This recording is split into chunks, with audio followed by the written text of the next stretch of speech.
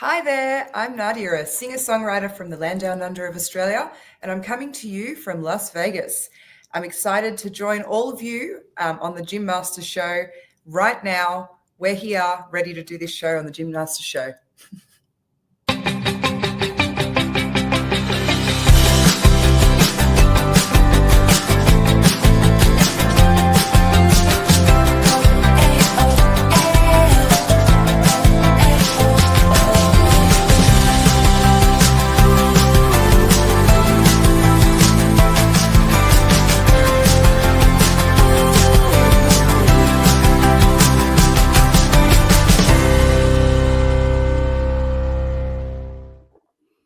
Hey, Nadia, what a great intro that was to the Gym Masters show, originally from the land down under in Australia. And now you're in Las Vegas. I Hey, am. welcome back to America. It's great to have you with us. We've missed you. Well, as my Australian family say, and friends, they can borrow you for a bit. Exactly right. And you've come during some interesting times for sure. Hey, we're very excited to let everybody know that you're on a mini tour. That's why you've done that many hour flight from Australia back to America and Yes. right around, really terrific time, summer and all, which is a beautiful time to be here. But also you have a mini tour that's happening. You have new music, the single, the album is out, a lot of exciting things. And you are, a real sensation in Australia, but also around the world. America wanted you back. We are very excited to have you here as our special guest on the Gym Master Show. So welcome, my friend. Oh, thank you for having me. I'm excited to be here. We're very excited just to listen to your fabulous accent. We love it. And anybody else that loves it, comment below and let us know if you love hearing her not only speak, but wait till you hear her sing as well. She's absolutely amazing. So you're on this tour, right? You're going to a couple of American cities at this time and Yes. greeting all the faithful fans, right? It's kind of cool. Yes. No, Tell I'm us very about that. Oh, I'm really looking forward to, I'm doing a little mini tour. I'm going around New Hampshire, and then I'll also be in South Dakota, playing at the inaugural Deadwood Blues Festival, which I was asked to be a part of. And then I'll be heading down to Chicago and playing at Buddy Guys as well, and a few others. But if people want to stay in touch and see where I'm going to play, you can always go to my website. I have all my shows there for tickets and things like that. But yeah, just looking forward to being a part of coming back. This is my third time back to America, actually. I did a competition in early January and came top 5. And then eventually I came back to finish my album. And so quickly, 6 months later, I'm back on a tour. So just excited to greet all my followers and fans and put on a great show. Congratulations on that, Nadia. What was the competition that you competed in? Yeah, in October last year, I competed in Australia and I did a blues challenge. So that's part of my background of genres. Right. And so I won for Melbourne, Australia as part of the MBAS, it's called. And then from there, they sent me to Memphis in the USA. And basically, I had to compete with 400 other bands from all around the world. And eventually, went through the heats, got to the semi-finals with my band, and then all the way through to the finals, which was an amazing achievement for us. I think we were the first band from Australia to ever get into the finals of the 40 years that it's been running. So we feel proud of that achievement.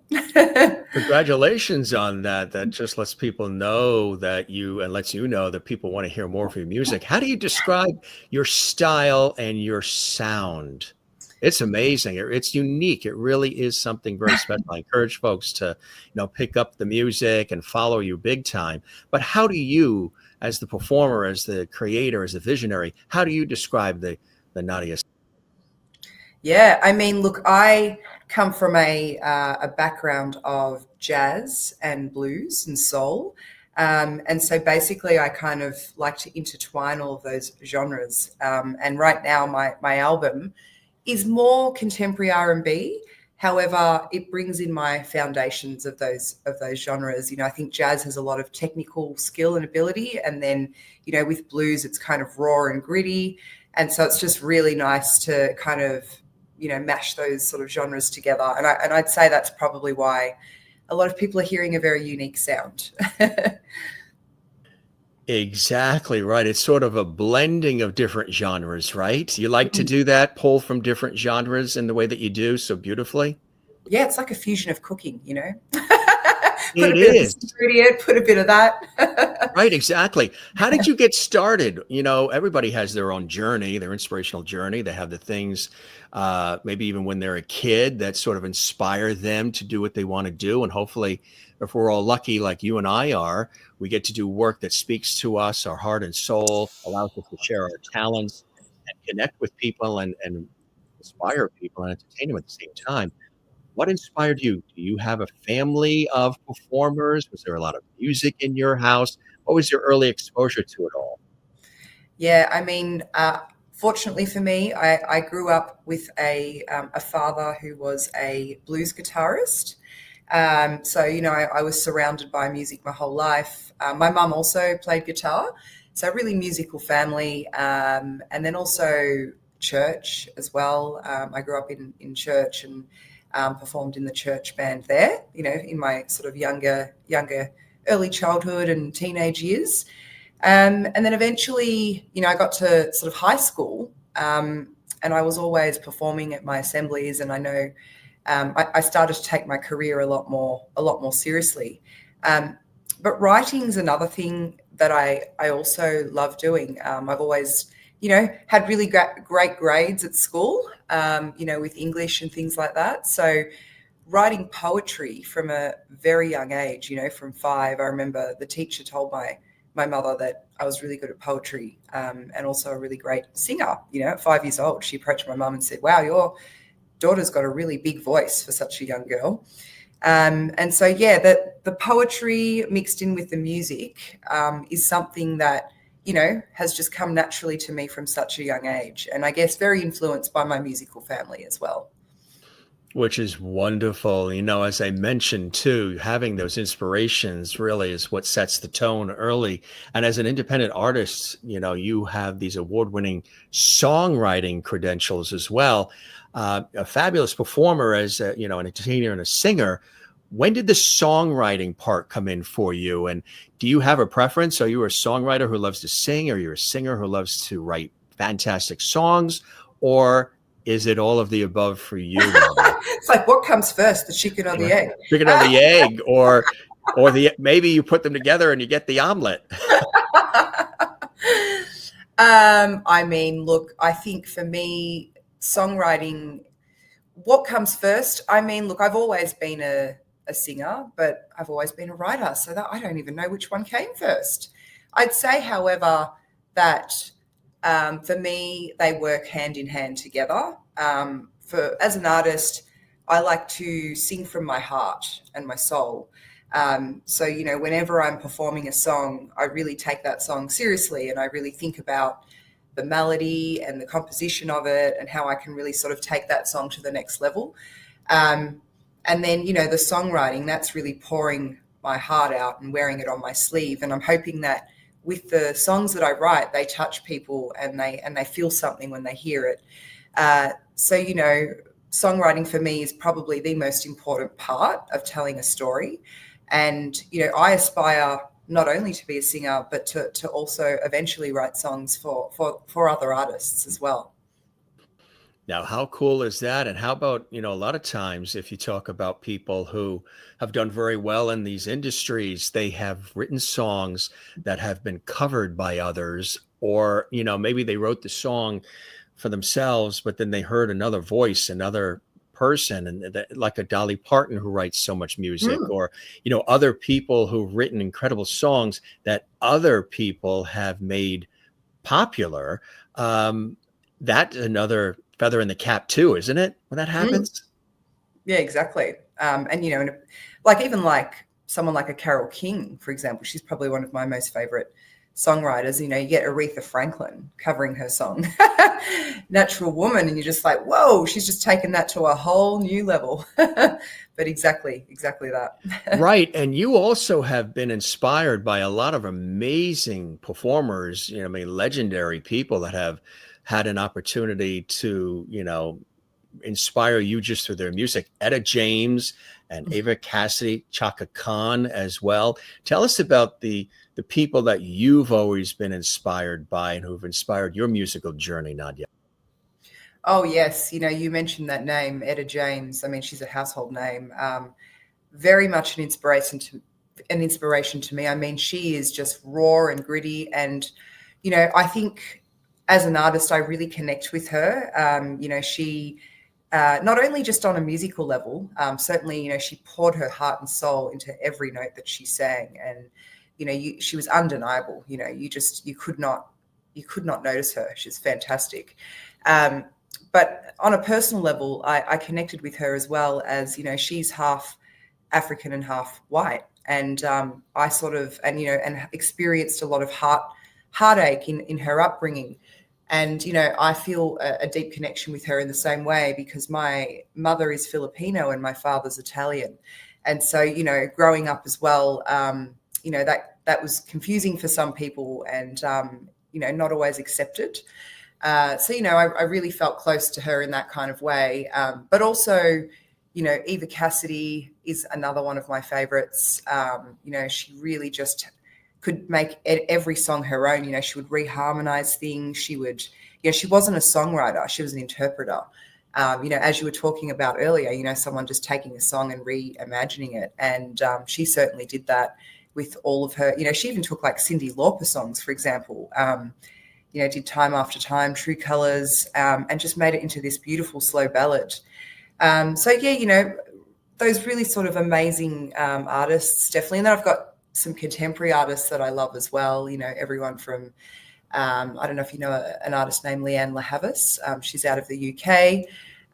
You know, I really just love those sorts of vocalists and songwriters who really have those heartfelt sort of emotions through their vocals, but also really great storytelling through their songs. You actually do an Etta James show, like a tribute, paying homage to her as well. That must be quite amazing. Tell us about what that's like. Yes, I do that show in Australia a lot. It's just the Etta James and BB King show. So I'm actually with another artist. His name's Jimmy Hocking. And yeah, we put on this show. It sells out every single time. Sometimes we're doing double shows in one night around Australia and things like that. And, you know, I take people on a journey through Etta James's life. So I talk about her story, you know, how she sort of, you know, was in and out of foster care and, you know, had all of these different kind of moments that happened in her life. But despite all of that, she was a woman of strength and a woman of power and, you know, won so many awards and, you know, was able to overcome that adversity. So, you know, and just, you know, being able to cover a bunch of her songs and celebrate her and introduce her to new audiences, you know, and keep her music alive. You know, it's not necessarily a tribute show as such. It's more an experience and to celebrate her as an artist.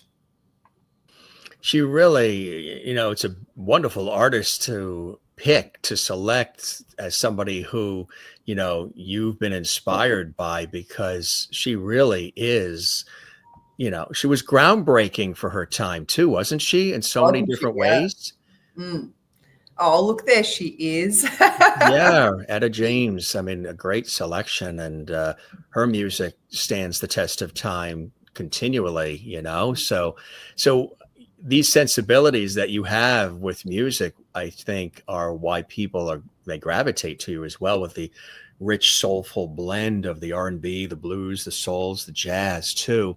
You mentioned a little bit about the early inspiration, but you began the musical journey singing gospel, and that's where you developed the signature harmonies, right? Oh yes, I love a harmony.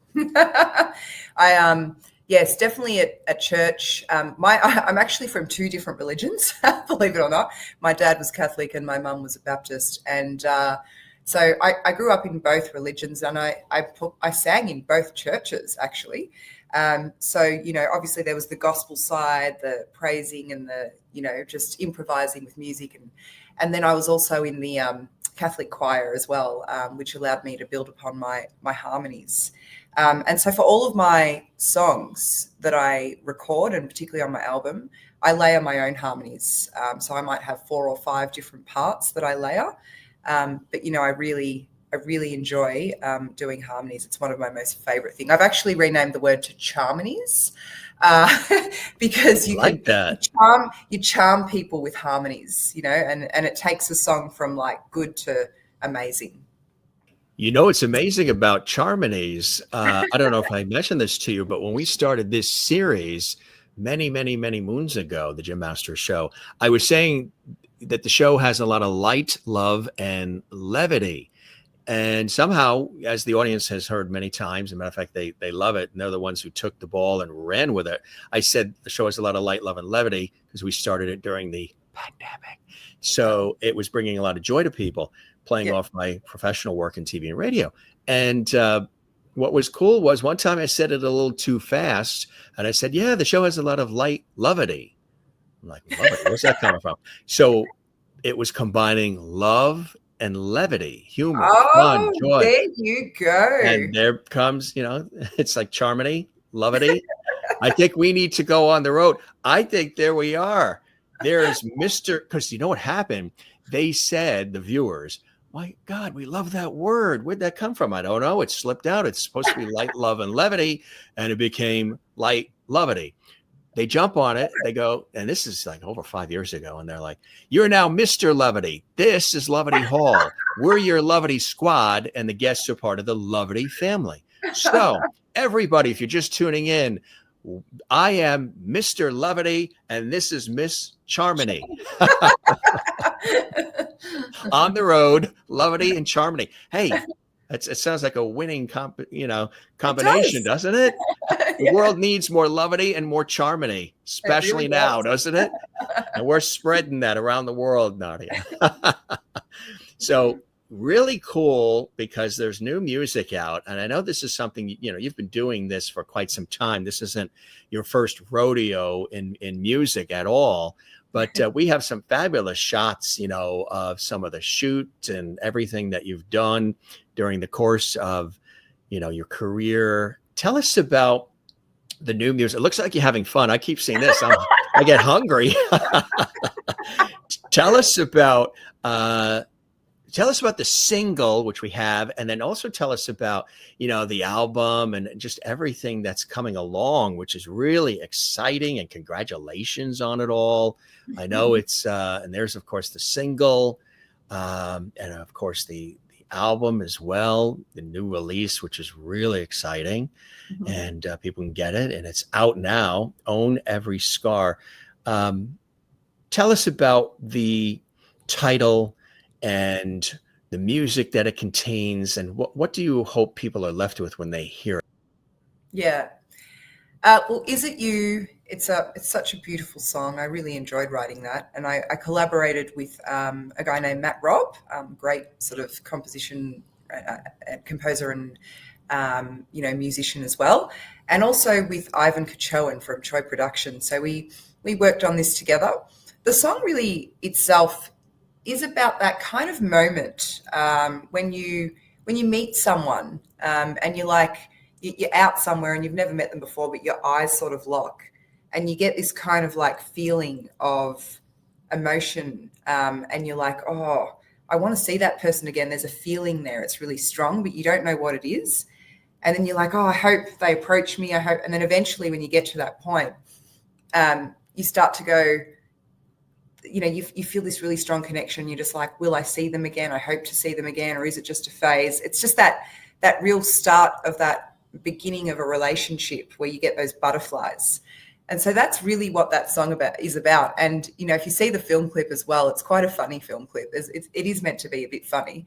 And it's basically set in a diner, which we don't have diners in Australia, but we found a diner in Australia. But you have a lot of Barbies. Yes. And, you know, when I was working with the videographer to put the storyline together, you know, he actually listened to the song and went, oh my God, no, within 24 hours, he came up with a concept based on that story that I was saying, or what the song was about. And he said, all right, Nardia, I've got this idea. He's like, basically, you're like on a date. You're about to go on a date, and the person stands you up, and you're going on a date at the diner at the burger shop. So you're there, and you've been stood up, and eventually you catch eyes with the burger guy, and then you fall in love with the burger guy, and then all this stuff happens, and then you don't know if you're in a reality or a dream, and the mirror ball comes down, and you start dancing, and you're falling in love. And I went, you had me at Burger Boy. You had me at falling in love with the Burger Boy as the concept. So, you know, and that's probably why you see these funny pictures as well with me and chips and being silly, because I don't like to take myself very seriously. I have a lot of life, and you know, and I thought I'd replicate, you know, the being in the diner with the burger and the chips. Photo shoot. So yeah, that's what that song's about. And my album itself, it's called Own Every Scar. It's not out yet. It's about to come out. Congratulations on that. I know it's been, you know, a labor of love, right? Yes. And so people can go and pre-purchase it. But it's a very special album. You know, it's all of my songwriting from years and years and years put into this album. And I sped up the process of recording it in America, most of it, in April this year. I worked with so many different producers. You know, I have about 12 songs, and there was pretty much like two songs in a row, like 2 songs of each section. We worked with different producers that were relevant to that song. And one producer to mention is Boo Mitchell from Royal Studios in Memphis. And that the title track of my album, which is called Own Every Scar, is probably the one I'm most excited about, because it really kind of tells the story of what the entire album is about. And really it's, you know, for me as an artist, I'm all about standing for adversity. I'm about, you know, owning your imperfections and celebrating who you are, no matter where you come from, or, you know, what socioeconomic background you come from, or what culture you come from, or what status you are. You know, you are unapologetically yourself, and it's those imperfections that make you perfect. And, you know, that's really what I'm trying to say through all of my messages throughout my songs. Just be you, and don't worry about what anyone thinks, because that's what makes you uniquely you. You know, that's a beautiful story, and it's so true. And I think sometimes it takes a lot of living and experiences and trials and tribulations to realize that, right? Because when we're first coming out of the gate, we're like, we want to please everyone. We want everything to be perfect. We want everything to work out. We want everything to, you know, take us to the next level quickly.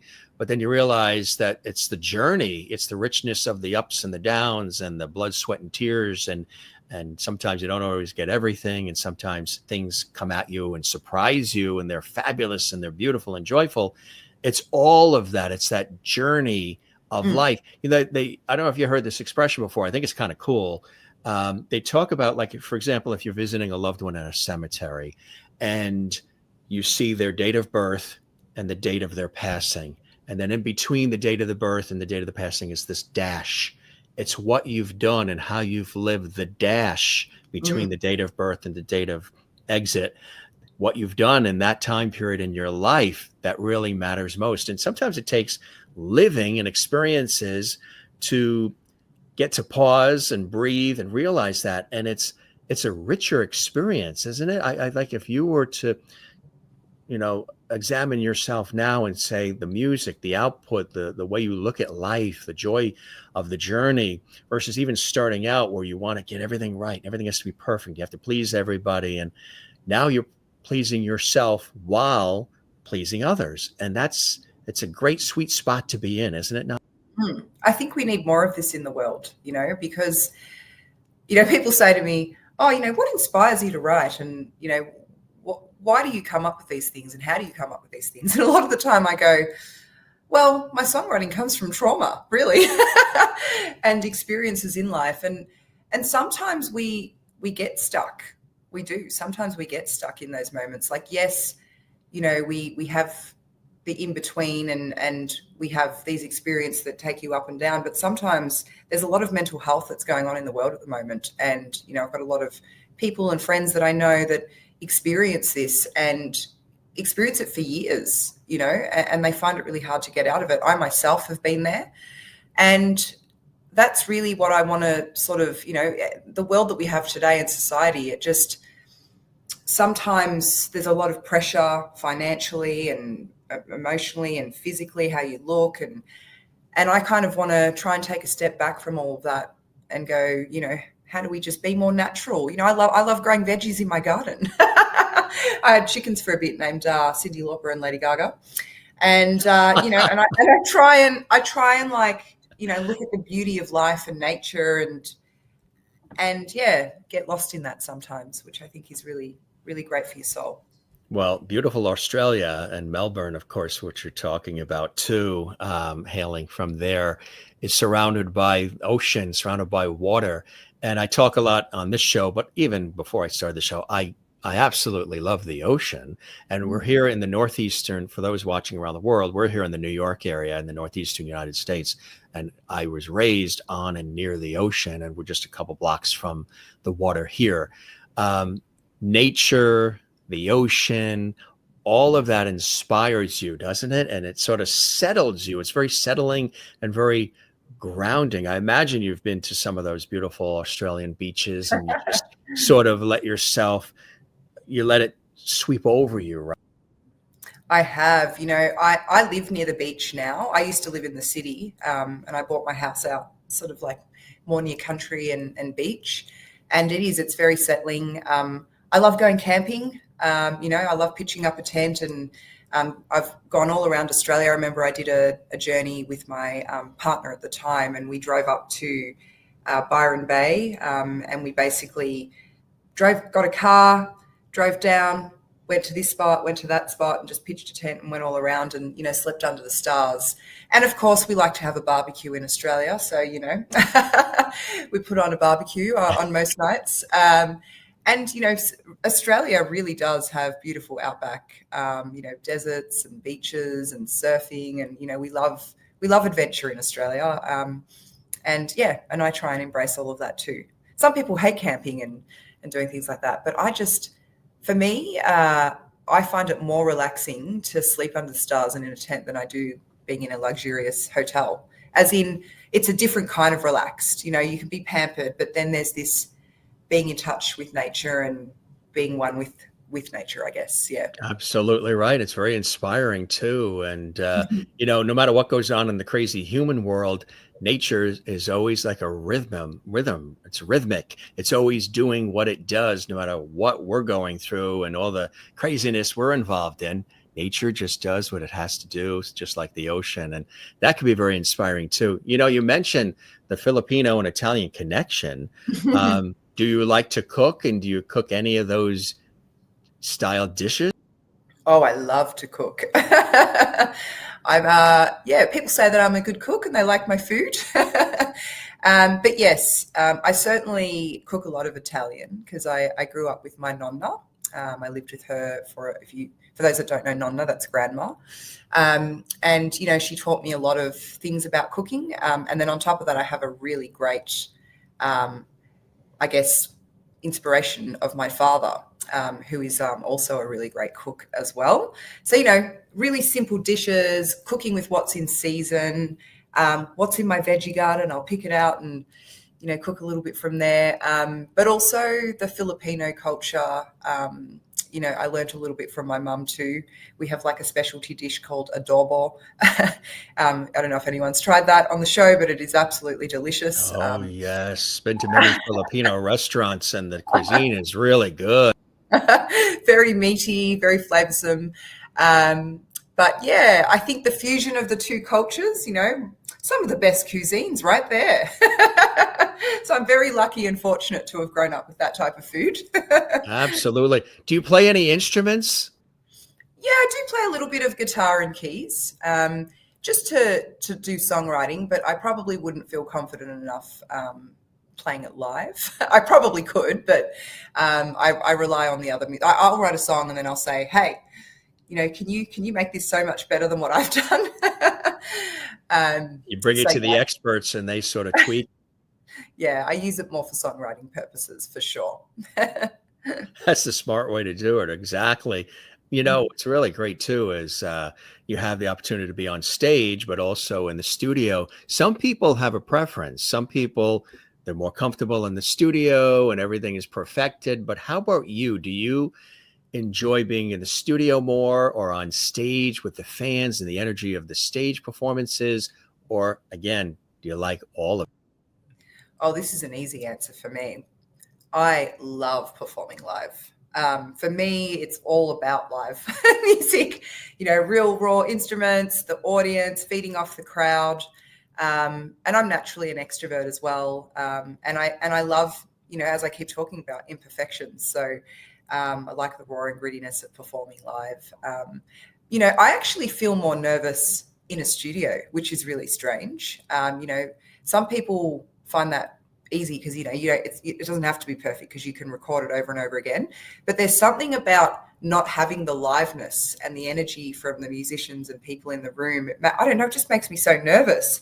And you can hear a pin drop when it's happening, and I'm like, but it's still a lot of fun. I still love it. I just get more intimidated when there's only a couple of people in the room that really understand music. It's like, people that are experts in the field, they'll know if you're not doing something technically correct or you make a mistake. But one thing I don't love in the studio for me, it works for some other people, is kind of auto-tuning. So if a producer says, oh, that's all right, we can fix that up later if I've made a little error, I'm like, no, let me re-record that again. I want it to be perfectly in pitch from my side. That's a great way to do it because a lot of people do rely on auto-tune and things of that nature and making it really tweaked and almost sometimes not even real sounding in a way if it gets too heavily done or heavily edited. You like that more real, authentic sound, like some of the names that you've talked about that have inspired you. Tell us about that and why you crave the authenticity, because I think that is another reason why you stand out. People know you're the real deal. They know they're getting the real you, the heart and soul of Nardia. And to know that even when you're, performing and or in the studio, you're trying to strive for that real authenticity, or the authentic way of connecting with the audience. Yeah, because that's really what I'm about. I think that's what I stand for as a person. I really do stand for authenticity and being real and raw. So, it's only inevitable that would happen through my music. And, and even like I say, I love performing live. I like those imperfections. I like those moments of where something interesting or different can happen because you're in that moment of doing it live. I like the surprise. But I think being natural, is wonderful. And I just think people are craving this right now, that realness and rawness of music. And I feel like we're going back there a little bit. We're going back to that, even after the pandemic, the world kind of stopped, didn't it? It was such a really difficult time in the world. And we'll never forget that moment when that all happened. And it was like this, for me in that moment, it was like this realization of what I stood for as a person, as this world stopping you. And I thought to myself, what do I really want to do in life? I was doing lots of different gigs and performing here and there, and I was writing songs, but I didn't think about, I always thought about doing an album, but I took it a bit more seriously. I had that time to reflect. And as I was reflecting around that, I was like, you know what? That's what I want to do. I want to write an album. I want it to be about, what I was just sort of saying before, which is about being natural, standing for adversity, owning your scars, which is what that song's about. And, and that's the story I want to tell people, to be uniquely themselves. And really that was the time that I reflected on that. And I think a lot of people also went back to nature and, because it was such a difficult time. Like, we couldn't go out of our houses. I don't know if you were locked down as much as us in Australia. We were locked down for like nearly 2 years at times. I know, right? We had it tough here too, but there were other parts. Some of the guests we've had in from the UK and Ireland, they couldn't even go within a 7-mile radius of their house. So we had one group, a musical group in Ireland that lives in different cities, but they go to one city where their studio is, and they couldn't get to their studio because it was past the 7-mile radius of leaving their house. So it was really cumbersome for a lot of people. We had, I think, a little bit more movement, but there were a lot of things we had to do with distance and mask and all kinds of other things that, and people weren't really gathering for parties. They weren't going to social events. Things were closed. Unbelievable. It's like an episode of the Twilight Zone series. It was really an extraordinary thing. I think so many people have learned about themselves. They've gone deeper inside. They re-examine their lives. Even though it was horrible, it gave us a moment to kind of stop and reflect, I think, as well. It was almost like as horrible as it was, the universe wanted us to stop for a moment, to give us that space. A lot of people too, especially performers, folks who, do like the work that you do, where you're always, touring, recording, stage, public meets and greets, all of it. Some of them actually found it in this unique way, a relief, only in terms of they can breathe, they can do things they weren't able to do before, they can be in touch with family, they can write the book they always wanted to write, they can tend to the garden and the chickens, you know what I mean? They can do certain things that they haven't been able to do for them and for their life. And I bet you got a chance to do a lot of that. Did you do a lot of songwriting and reflection during that period? Yeah, I try and look at the positive in every moment. And I guess during that time, I had the opportunity, like I said, to reflect, but I did things like renovate my house. I, painted, and I attended to my veggie garden. I wrote songs. I did all sorts of things. I used it as a time to kind of be productive and better myself and reflect on what I was going through at the time. Yeah, for sure. I would imagine too, there's probably a lot of amazing venues that you would like to perform on the stages at. What are some places that are on that NARDIA bucket list where you'd like to perform? Oh, there's so many places I'd like to perform. I mean, for me, I would love to do a big tour all around the world and play on some of the biggest stages. Just anywhere through UK, America. I can't even think of the stages right now, but there are big stages, but I actually also love intimate small crowds as well. Those little kind of jazzy bars, or we can get really up close and personal with people as well. I also love those too. Which is nice, right? Because it has a different feel. The Hollywood Bowl, Carnegie Hall, Royal Albert Hall, Sydney Opera House, all of those are fantastic places, the Acropolis in Greece. But when you do have, especially with soul and jazz, that is intimate, that has a warmth, that has a real connection with the listener, with the consumer of it. And I think it's great that you can take on the bigger stages, but at the same time have that desire to want to get right there with the fans and sing these stories that you sing about life and living and joy and what it's all about, which I think is fantastic.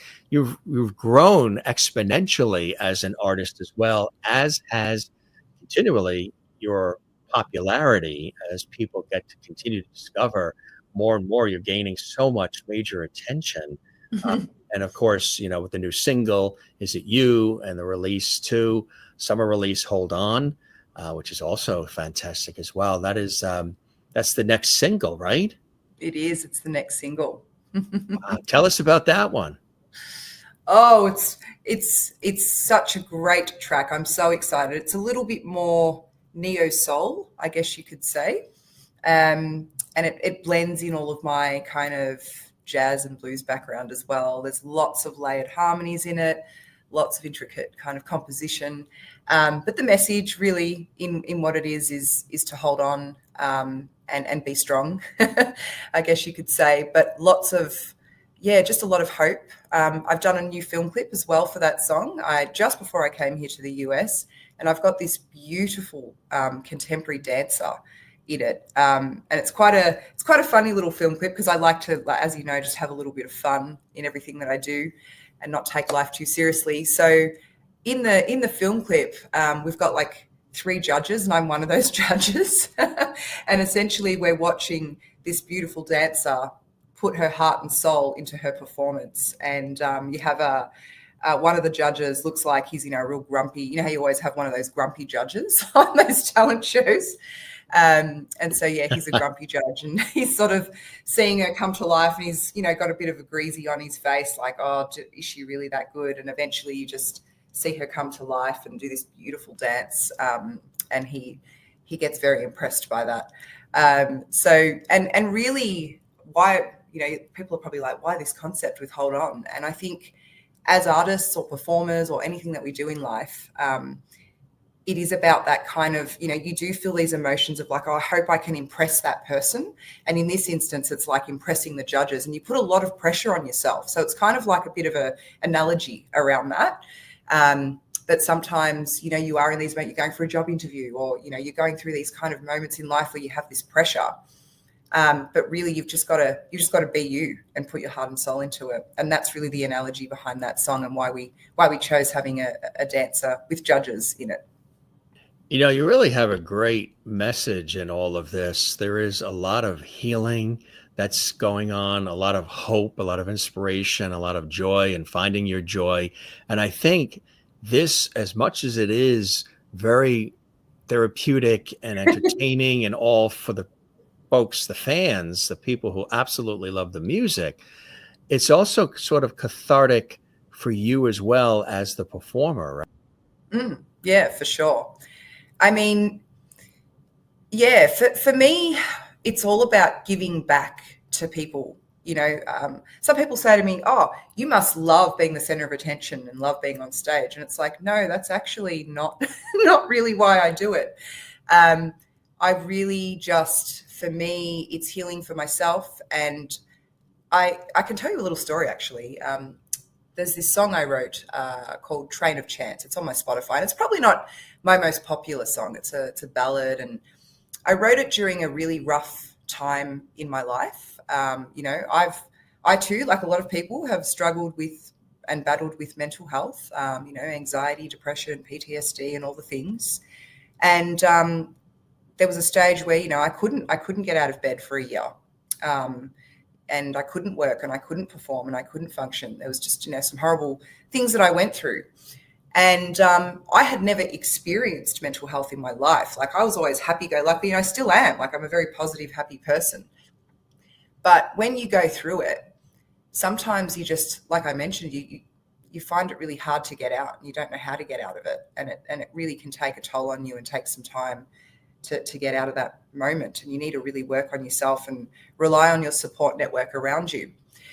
But when I did get out of it, I wrote that song, Train of Chance, and that really is what that song is about. It's about battling mental health. And I performed it at this little intimate jazz club in Melbourne called Paris Cap. And there was this young girl in the audience. When I finished my show, I saw her. She was, trying to come up to me to say hello, but she was hesitant. And then she came up again, and she was slowly working her courage up to come and chat to me. And I looked at her and got the eye contact, and she came over. And she said to me, I just want to let you know that song you wrote, Train of Chance, really touched me. And, I've been battling with mental health my whole life, and it gives me hope to see you up there performing that song and being positive and happy on stage. It doesn't even look like there was anything ever wrong with you. And it really helped me, and it really inspired me. So thank you so much for performing that song tonight. And if there's anything that I can say about my music, it's that I don't care about fame and fortune. I don't care about attention. I don't care about all of those things. For me, what's really important is about touching people. And for me, that's the best thing I can have as a gift. No better way, no better reason to be doing what you're doing, Nadia. And, I think this is why I think we figured this out already. We're kindred spirits in the way we look at life, and that I look at it the same way. All of my work in television, radio, and film and stage work and anything that I've done is for the enjoyment of it, the pleasure of it, sure, but not for the fame and the fortune. If, those things we have that come are icing on the cake. They Yes. are things that are part of what we do, being public figures in the public eye in front of people who maybe get something out of our message, get something out of what we do, educating, informing, entertaining them, putting a smile on their face, lifting them up, as we are lifted too as we do that. But doing this kind of work like you do in a way that is inspiring me as well as inspiring others, and for the love of it, the passion of it, and sharing it with the world is the best reason to do it. Not to chase fame, not to chase fortune. Those things, if they come, again, they're part of some of the package, but they're also fleeting. They also take a lot to maintain. Your fame can go up and down. Your money goes in the account and then goes out to all the bills, So if it's in your heart and in your soul, that's why you're a beautiful person, Nadia, because you share your experiences through your music. Music is very, very therapeutic. It's very healing. And I know I've heard these studies about if you play classical music for like 13 minutes to young kids and students, that their IQ actually goes up because of the sound, the instruments, the things of that nature. I think that the music that you're doing, which is fantastic. I mean, the musicians you surround yourself with, and the beats and the rhythms and just all of it, the arrangements is fantastic. But the message underlying, the feeling, the depth of it all, the soul of it all is what really connects with people, because you're sharing elements of Nadia with them, and they're plugging into that saying, wow, look at her. She's a star. She's a performer, singer-songwriter, and she's willing to share her life through music. And I feel connected to her, and I'm going through something similar. And if she can get through it and see the light, so can I. So there's a message that's even deeper than the fantastic sounding songs themselves, right? Yeah, no, exactly. And that's that. Do you know my name Nadia in Russian actually means hope. So That's it actually right. is it's actually very fitting for my name. That is my actual birth name, Nadia. And my dad decided to put an R in it. And it's really funny because in America, you guys pronounce your R's. Nardia. My next guest is Nardia from Down Under. And she's in Vegas. Nardia from Down Under in Vegas. Exactly. Right? And not quite Nadia. Well, it's a different spelling, but there was, of course, Nadia Comaneci, the Olympian. Yes. And there was the song written by Barry Dvorak, which was Nadia's theme, which was for the Olympics with Nadia Comaneci, and is the theme song to the soap opera daytime drama, The Young and the Restless, here on CBS. Oh, yes. That theme song to the soap opera, The Young and the Restless, on CBS, was originally written as the theme for Nadia Comaneci, the Olympian. Is that right? I did not know that. So whenever you hear that in the afternoon on CBS, that beautiful, instrumental theme for The Young and the Restless, that's actually Nadia's theme. That's what it's actually called, Nadia's theme. Yes. Well, apparently I was named after her. See? Yeah. All right. So let's see you do a backflip. Not quite, right? She'll do that on stage. She'll do that when you see her perform on tour. She'll do that for you. That's great. That's fantastic. What's it like putting a show together? I've interviewed so many people over the years on television, radio, and then on this series, and they all talk about some of the behind the scenes craziness, things that happen on a tour bus, just the things that go on. And then by the time you get there and the audience fills the place, everything looks perfect and everything is smooth.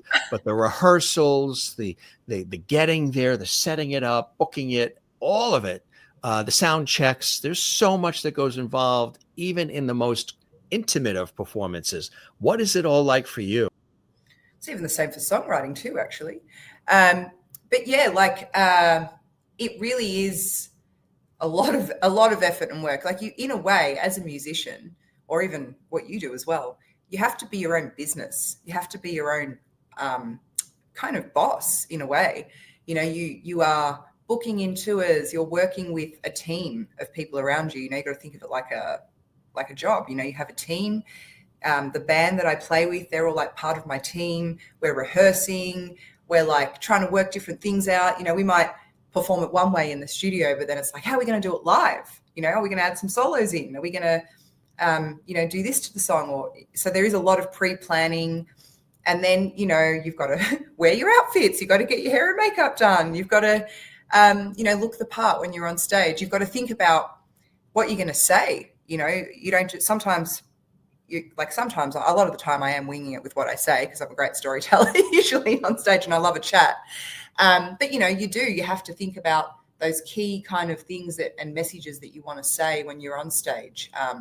Then there's the getting there, the touring, the money involved. You've got to invest in yourself. And then after it's all finished, you've got to think about content, how you can then share it and, keep using these things to help keep building your popularity and things like that, all the way through to, now you've got to pay the musicians. Like, it's really like a business. It's not just a performance. And I think it's allowed me to structure myself a bit better and be more responsible and business minded as well. And I think you really need that as an artist. Like, you've got to have this creative side for sure, and that's the bulk of it. But then you do have to have this other side of business to help you get success and return on investment in everything that you do.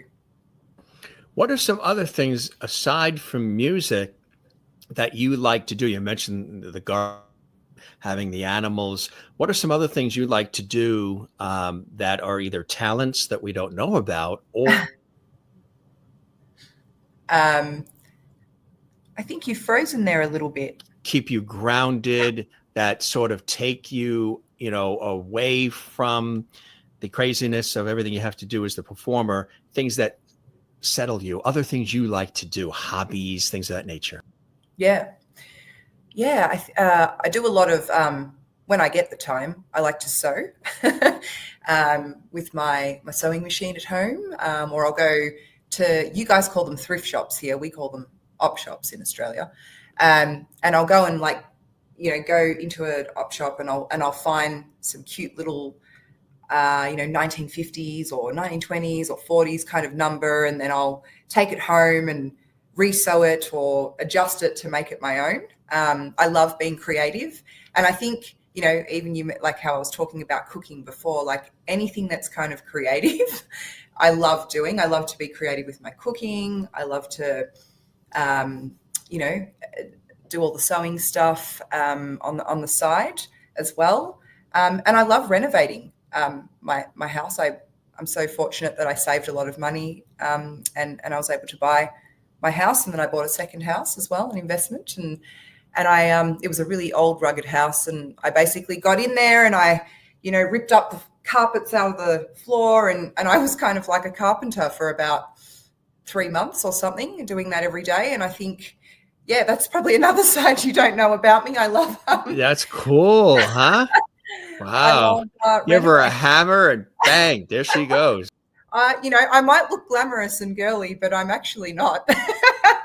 I like building things as well, and getting down and dirty and doing that.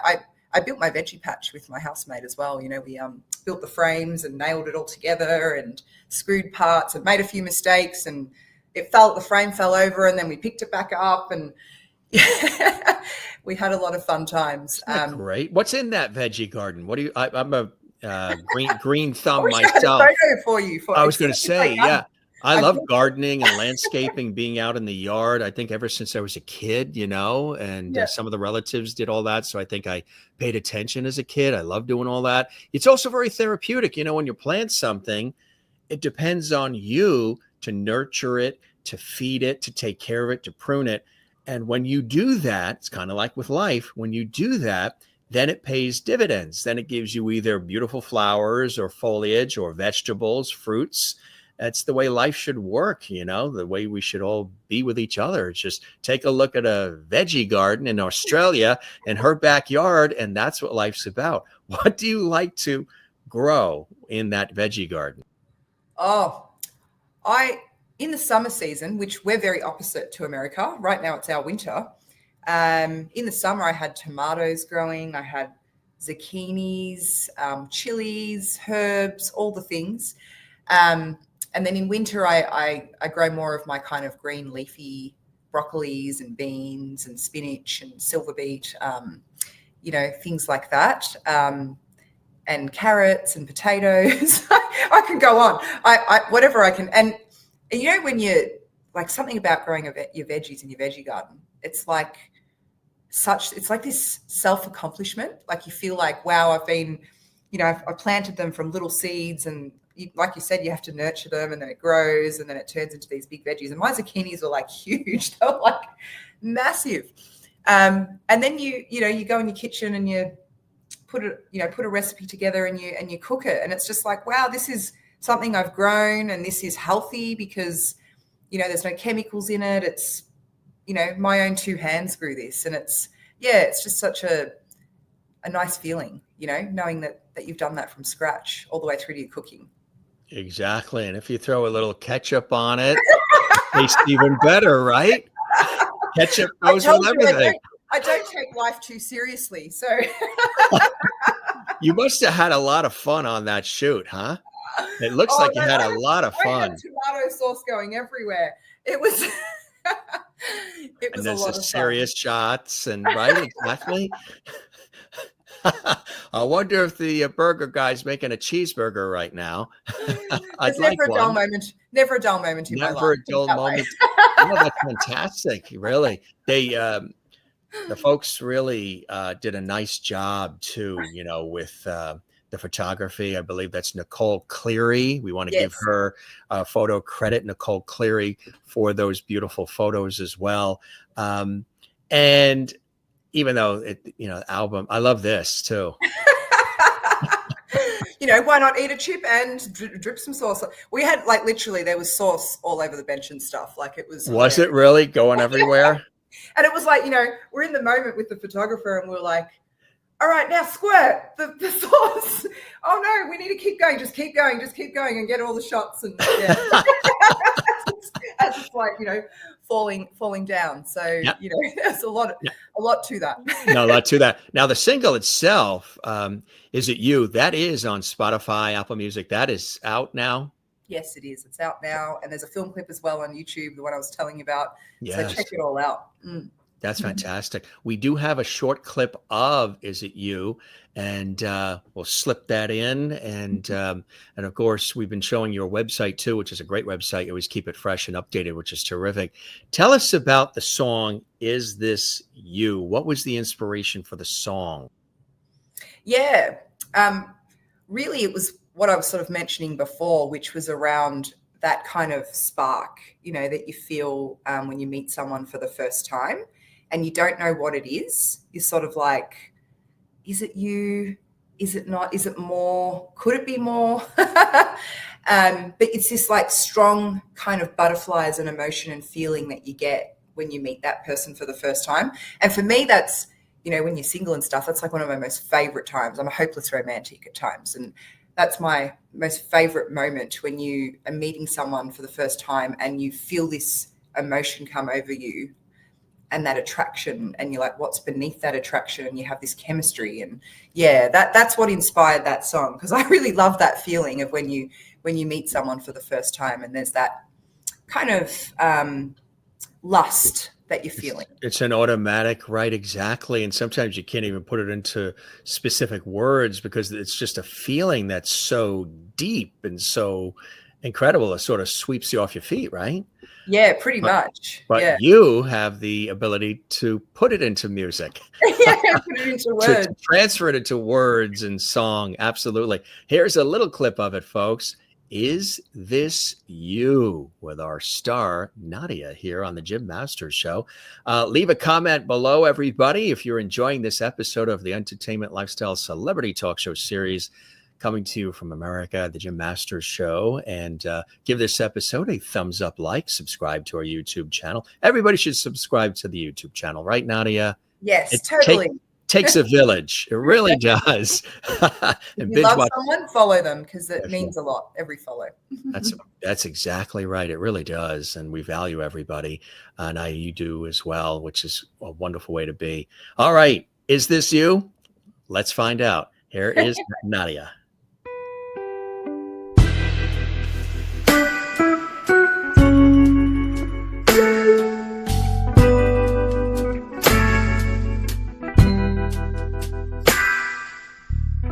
Ever since I saw your face, ever since you took my breath, I dreamt of you. I can spend 1,000 days, smell 1,000 flowers, my heart grows, it blooms. I wanted you to notice me, take a moment for you to see I'm into you. My heart is racing constantly, beating out of time, but my mind is so confused. I can't take anything. Am I dreaming? Or is this true? I can't take anything. Am I dreaming? Or is it you?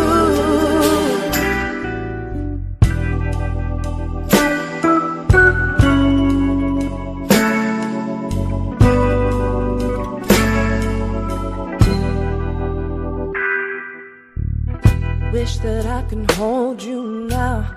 Every day awake somehow to spend my nights with you.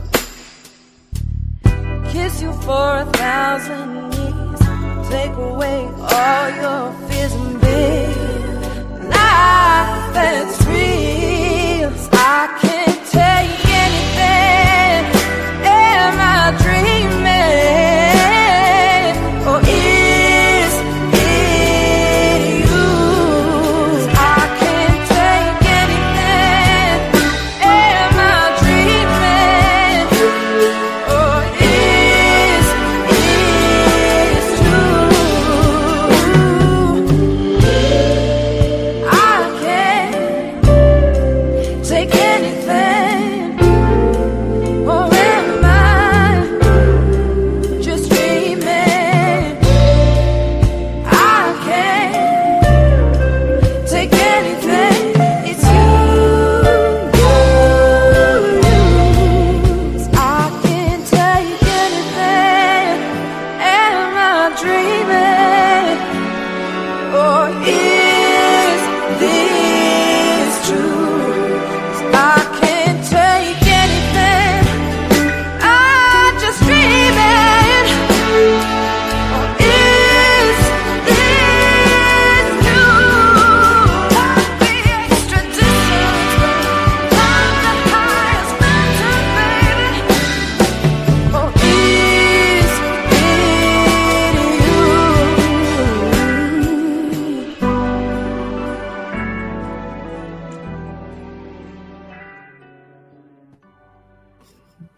Really nice. Really nice. Wow.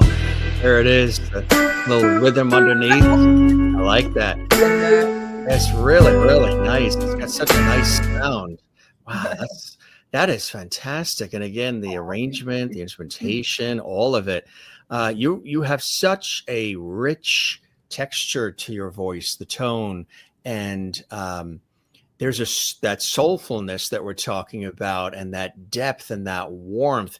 It's extraordinary. It really, really is. And there's a tenderness, but there's a power to your vocals as well, Nadia. I'm sure you've heard that before.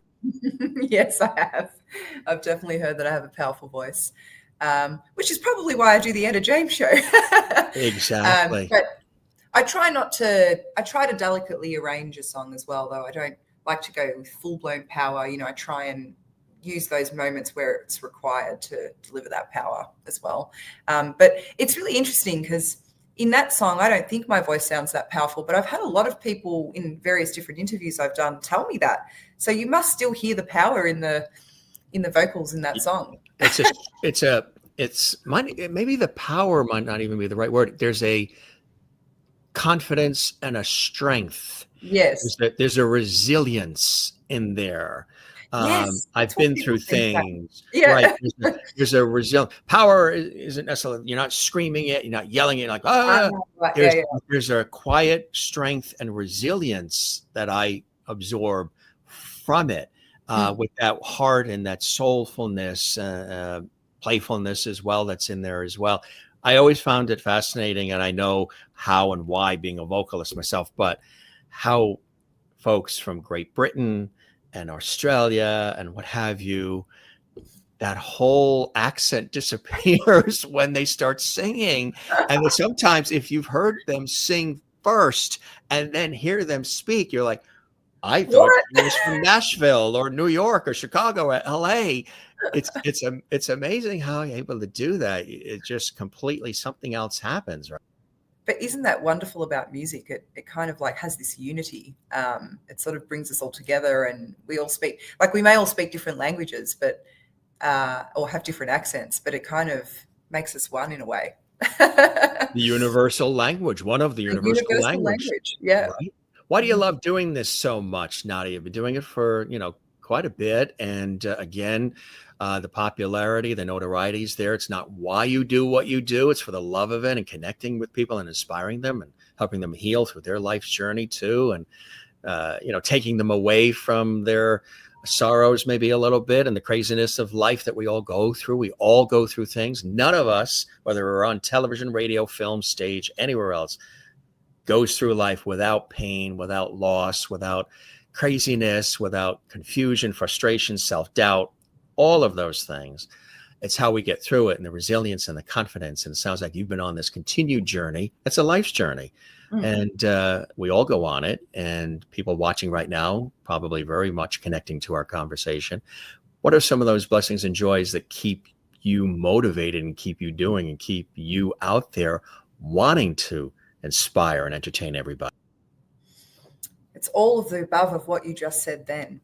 It's really about, for me, healing within myself to write my own songs and write about my experiences in life. And like I said, being able to inspire others and empower others to be unapologetically themselves, like when you hear something and you connect with it and just that kind of message behind it to say, I hope it can add a little bit of change and put a smile on someone's face, even if it's just that little thing that it does. That means everything to me.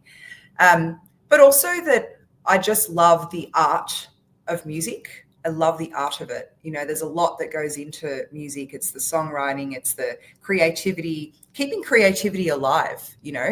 I think sometimes, we get lost in our day-to-day and all of these things, and keeping creativity alive and using it to touch people, I guess, is really what I strive to do as an artist and why I do it.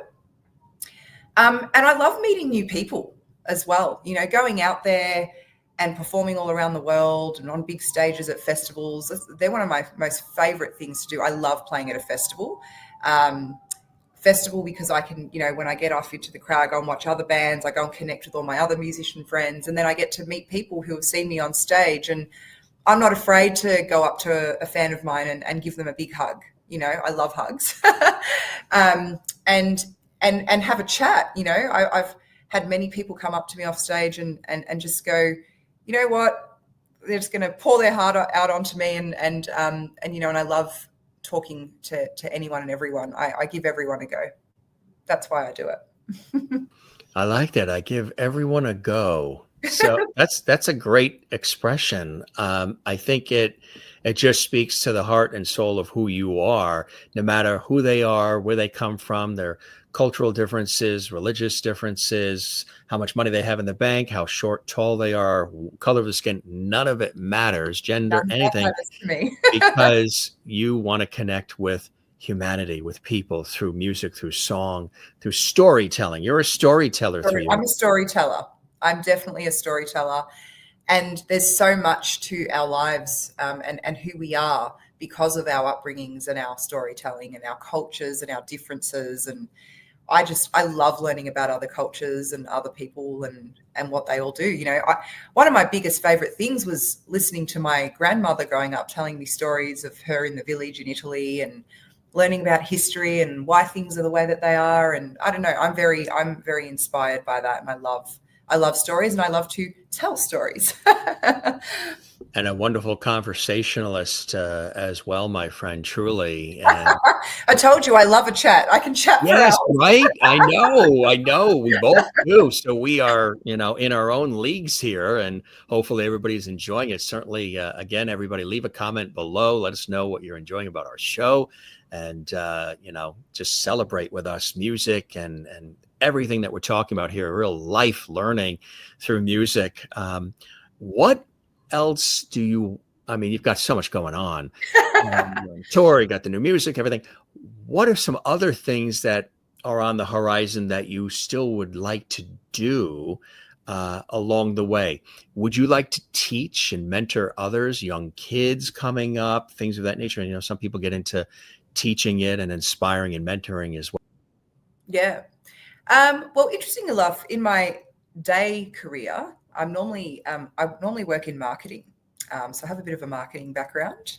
And, you know, obviously I want to do my music and get it to where I want it to get it, which is to be successful in that career.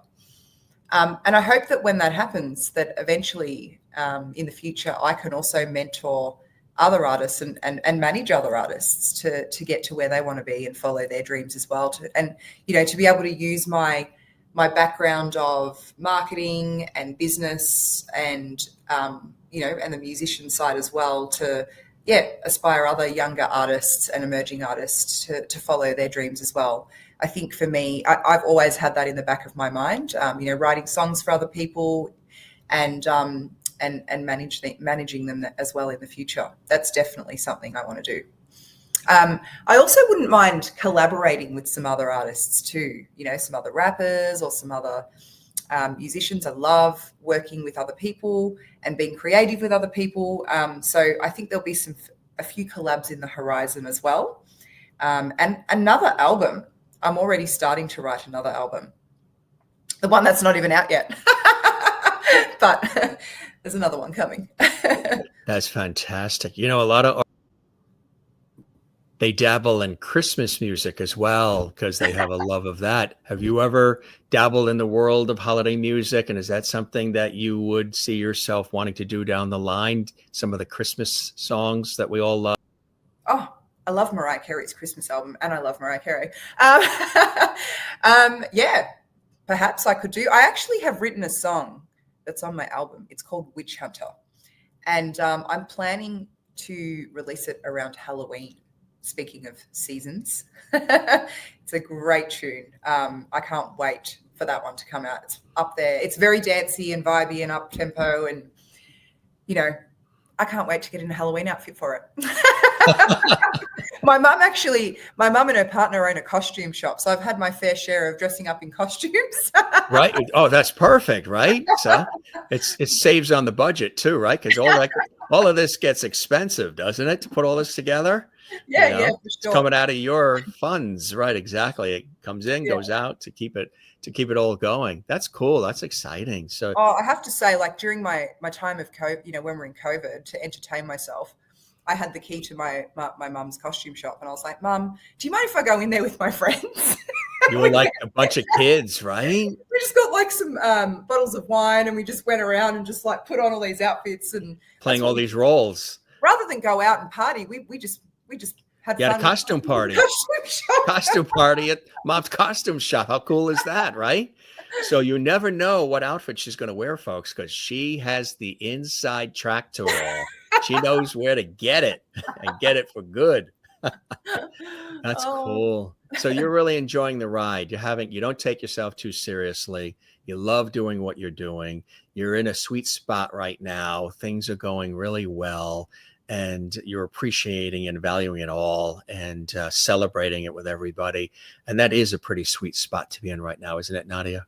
Yeah, I'm so grateful for everyone that started to, this is the first time in my career that my music's actually started to take off, and I've started to get followers, and I'm so grateful for all of you that are following me on this journey. And I'm just so excited for what's to come. I'm so excited that America has taken a liking to me. I think it's all of you guys that have brought me back here. The festivals, the venues have all approached me. I didn't approach anyone. This is my third time to America this year. And, I'm just so grateful. I feel really at home in America. I've noticed a lot of you are more extroverted. We're a bit more reserved in Australia. and because I'm an extrovert, I just feel at home. I feel like this is my home now, my second home. So thank you for making me feel so welcome.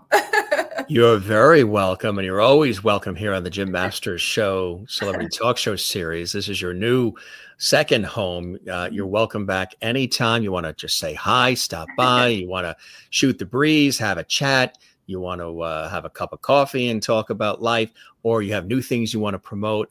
And I think, America welcomes you because you're really the real deal. They love authenticity. They love a good time.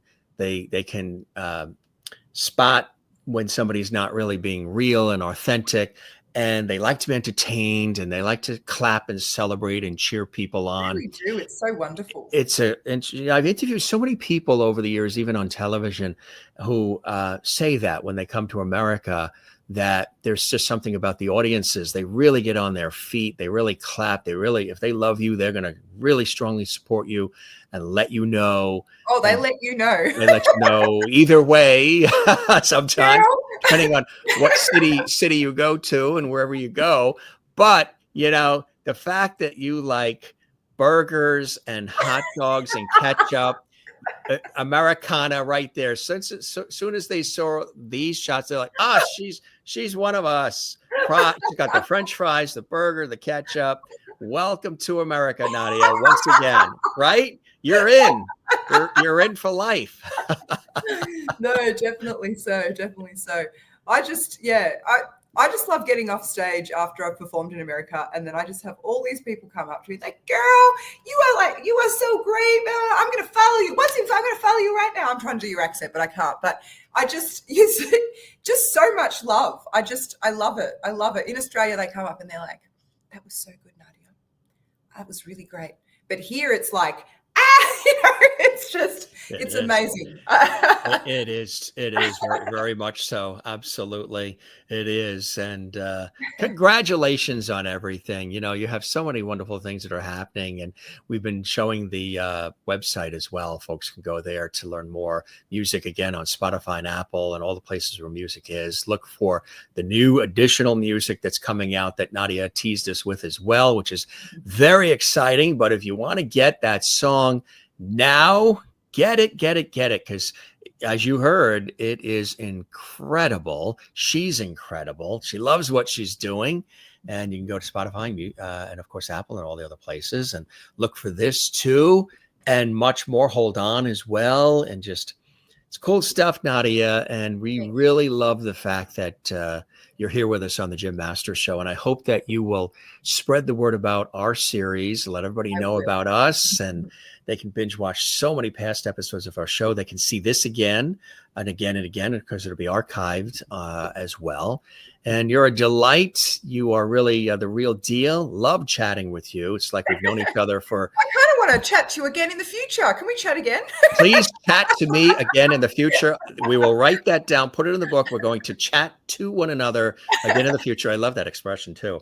And I love when they say in Great Britain and in Ireland, brilliant. That was brilliant. Brilliant. Yes, Oh, that was brilliant.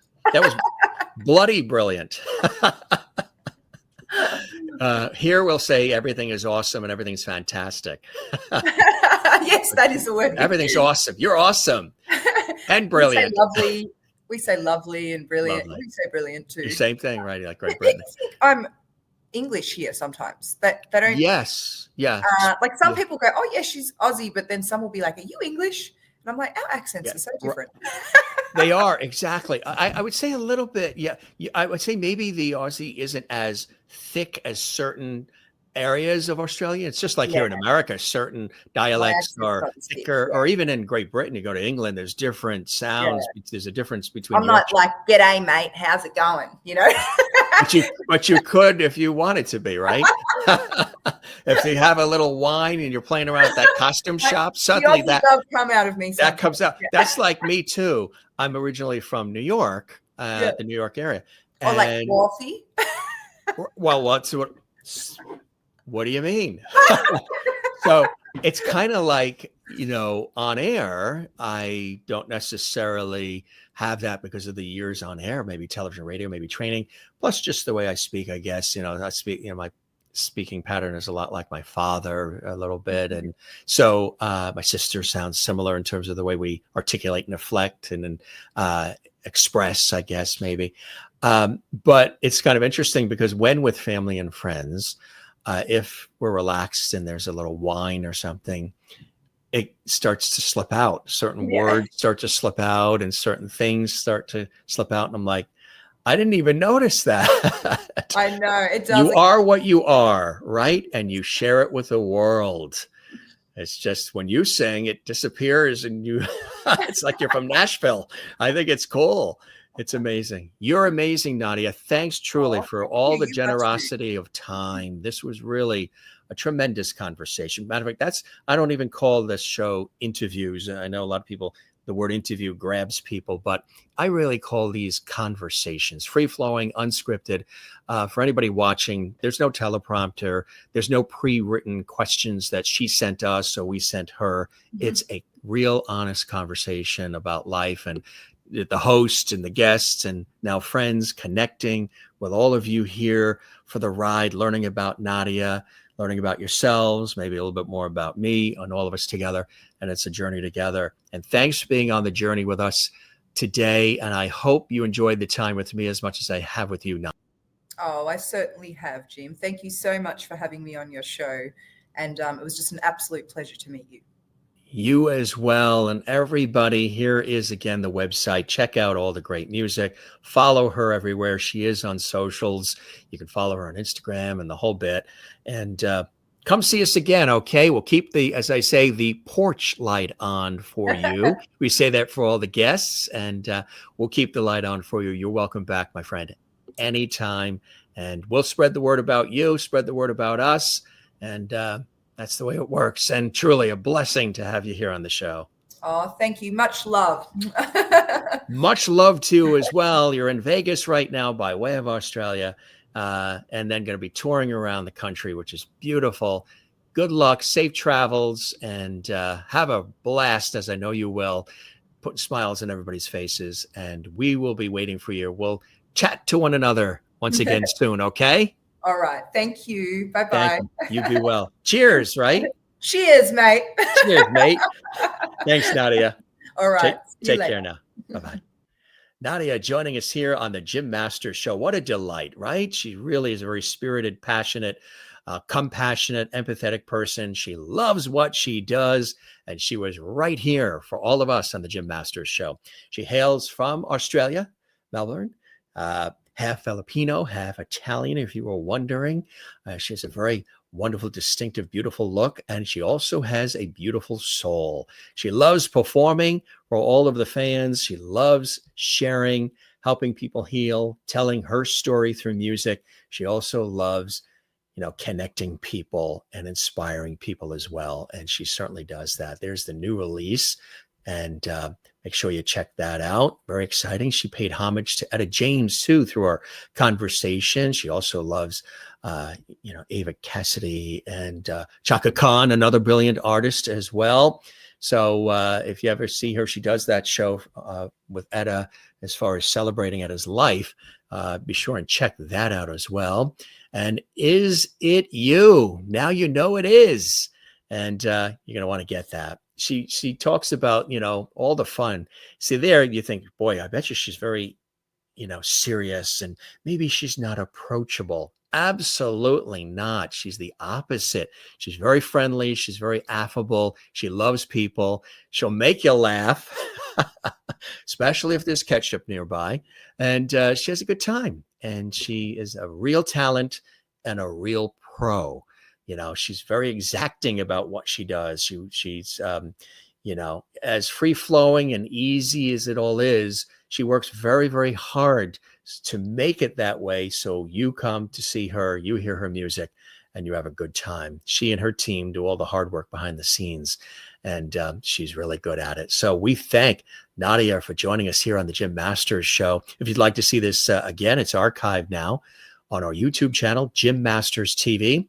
You can also follow me and us on all the socials as well. We're right there, very connected with everybody on Instagram, Facebook, and X at Jim Masters TV. If this is your first time joining us here on our series, well, come see us again. There are hundreds of past episodes you can watch. You can binge watch over 1,000, almost 1,400 shows we've done in over 5 years, which is extraordinary and counting. And if you like what we do here at our Entertainment Lifestyle Celebrity Talk Show series, which is unique, special, and a little different for all of you, very connecting, come see us again. We love having you here. And one other thing too, before you slip out, to go binge watch all the past episodes, make sure you give this episode. It really does help us grow. It helps more people see the Jim Masters Show. So if you love this series, you love what we do and all the hard work behind the scenes to put these shows together, give it a thumbs up, share this episode from our YouTube channel link right on your social media, subscribe to our YouTube channel, Jim Masters TV, and drop a comment below, right down there. Let us know what you enjoyed about this conversation, other things you'd like to see on our show. What did you enjoy about some of the things that NARDIA had to share, and her amazing voice and her wonderful personality? Let us know. We appreciate that. She loves hearing it too, as do I, your host and producer of the Jim Masters Show. We love you all. Don't forget to take care of one another, love one another, and don't forget to do the very same for yourself. I try to say that when I remember to every show. Breathe from the diaphragm. Relax. The world is a crazy place sometimes. Come see us here. We'll keep the porch light open and on for you at the Jim Masters Show. We'll always have a really good time together. There's a lot of people who love our series, and a lot of people who have expressed that over the years. And recently, with that 5-year anniversary, they've been sharing some wonderful things. One of the legendary singers and songwriters, Melissa Manchester, who's a dear friend of our series, she's been a guest several times. She's a beautiful person inside and out. She had wonderful words that she wanted to share, and she loves the whole light, love, lovity thing that sort of developed on its own in the early years of the Jim Masters Show. And she had these words she wanted to share with all of us. Hi, Jim Masters. Melissa Manchester here, wishing you a heartfelt congratulations on the 5th anniversary of the Jim Masters Show. Commander of the Lovities, may you have a splendid celebration. Congratulations once again. She's an icon in the music industry, a legend and a sweetheart of a person. Somebody else too, real quick, is another one. He's a dear friend, and he is a icon in the industry. Of course, Tony Orlando, tie a yellow ribbon around the old oak tree, knock 3 times, Candida, so much more. And he too was big in the music industry as far as signing other artists and also working for the record companies in high-level roles, as much as you saw him on his TV series and, of course, on stage for 60 years, amazing, and all the hit songs. He's a big fan of our series, and he's also a sweetheart of a guy and a dear friend, and he wanted to say this. Well, Jim Masters, 5-year anniversary. Congratulations. Let me just share this with you, okay? We're living in a podcast time. hundreds of millions of podcasts, and I've had the opportunity to do many of those. I just want you to know that you made me welcome. You knew what you're talking about. We became friends from the very moment we started our interview, and we'll continue to be friends. I'm so happy for you. 5 strong years, and everybody I speak to, those people who watch the interview on your podcast, and my buddies and friends who have done your podcast, we all agree you're very special. Thank you for thinking of me and always having me part of your podcast. And anytime you ever need me, please call me or want me to be on. It's a privilege to be on your show. God bless you and continued success to one of the best in the industry. God love you, Jim. Congratulations. 5 big ones. Yes, sir. 5 big ones. Yes, sir. He's the best. He truly is. We love him. Just like sprinkling in a few. These you can see and all the rest on our anniversary episode we did a number of weeks ago, and just really fantastic comments that came in from so many amazing people, and we absolutely love it. So, all right, gang. Again, there's many more that came in, and you can see all these other celebrity friends and guests on that anniversary episode. Love having you here. Come see us again, and we'll keep that light on for you as well. Yeah, another great show. What can we say? It's always great when we're together, and we love when you are a part of the scene. Be well. Have a brilliant time wherever you are around the world. A bloody brilliant time, an awesome time, a fantastic time. And this is for Nadia. Cheers, mate. Be well, everybody. We'll see you on the next episode of the Jim Masters Show. Take care.